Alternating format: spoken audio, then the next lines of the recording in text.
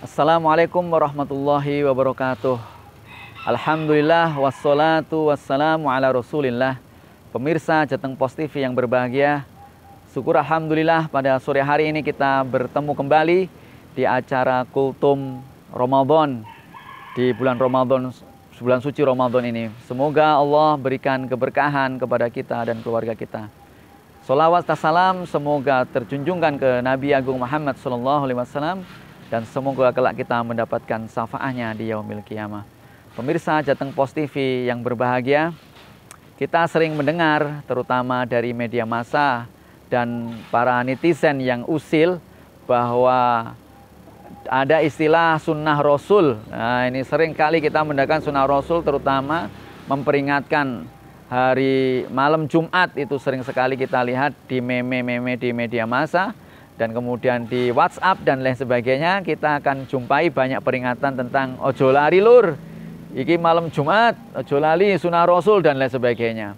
Apa sih sebenarnya sunnah Rasulullah Shallallahu Alaihi Wasallam itu?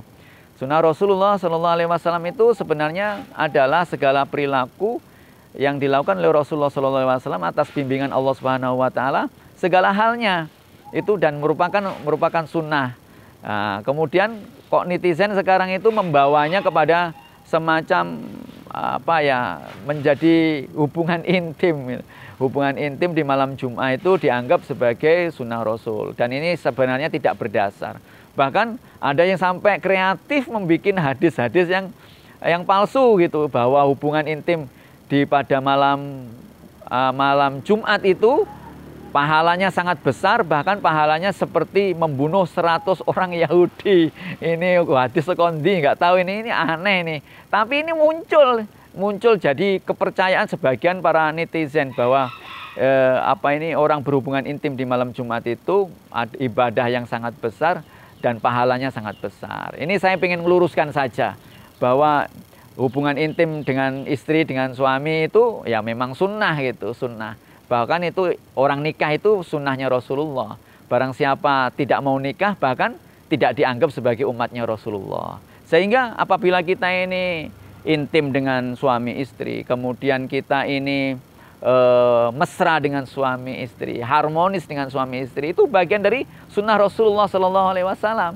Sehingga tidak hanya pada malam Jumat saja, kita pada malam apapun saja kita melakukannya, kita telah melakukan sunnah Rasulullah. Ini yang penting yang harus dicatat. Yang kedua, ada semacam penurunan kualitas pemahaman kalau dianggap saja bahwa sunnah Rasul itu hanya hubungan intim saja. Padahal sunnah Rasul itu banyak sekali.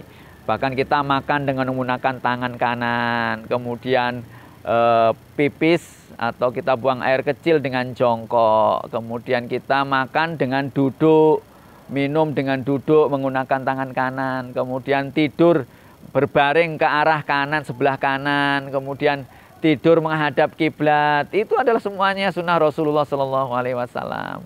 Kemudian segala macam banyak aktivitas-aktivitas yang dilakukan oleh Rasulullah, dan itu merupakan sunnah Rasulullah, tidak hanya terbatas pada hubungan intim saja. Bahkan ada kekeliruan yang mendasar yang beranggapan bahwa malam Jumat itu adalah waktu yang tepat untuk melakukan sunnah Rasul sebagaimana tanda kutip tadi. Padahal tidaklah demikian. Padahal mestinya malam Jumat itu ada sunnah-sunnah tersendiri.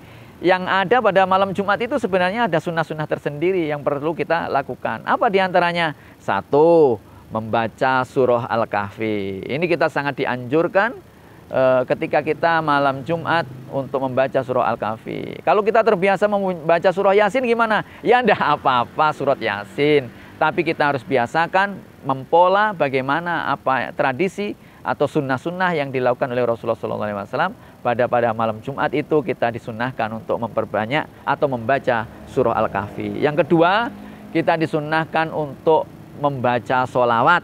Nah, ini penting.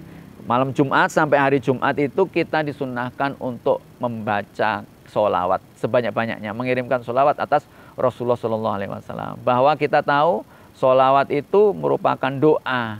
Sholawat itu doa, mendoakan Rasulullah pada kalimatnya, tapi intinya adalah doa untuk diri kita sendiri.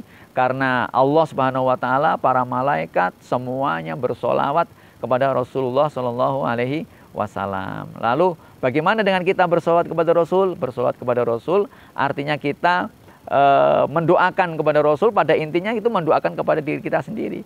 Bahkan doa-doa dari seluruh doa kita ini belum tentu diterima oleh Allah Subhanahu wa Ta'ala. Tetapi solawat itu pasti diterima.